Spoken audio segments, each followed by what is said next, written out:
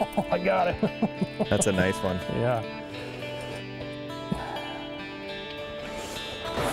Oh, we barely got him, man. Jig popped out just as we were going to land that guy. Look at that guy. That's another just beautiful, beautiful bluegill, I tell you what. You know, I was just sitting here looking, and Tony and I were talking about all these different new jigs that are on the market here. I want to get this guy back and show you a couple of these jigs real quick. Nice fish. You know, like I was saying, kind of the guys that are on the inside are really using, they've gone away from these vertical hanging jigs to more of the horizontal type jigs. And what we got is, you know, custom jigs and spins, and you got Northland that both make great stuff. You know, here's a gill pill that I'm using here.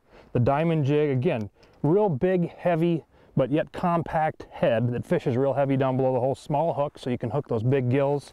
We've got, you know, even the soft plastic like a Ratso great bait.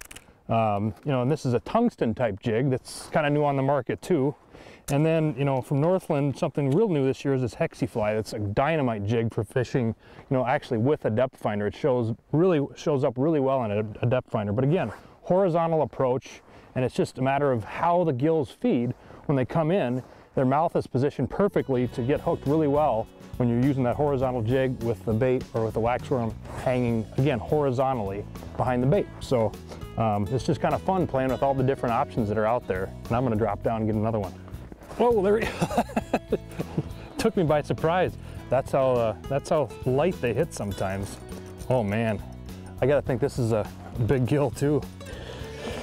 I thought it was a bass at first, Tony, but he started spinning on me. Look at this guy.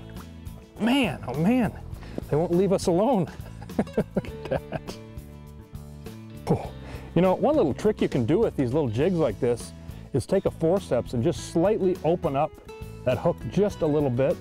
And what that does is that gives you a little bit more gap, and it actually increases your hook set success a little bit. Just a little tip that works real well for bluegills like this. I'm gonna get him back, and I don't know how we can get any bigger than that. Geez.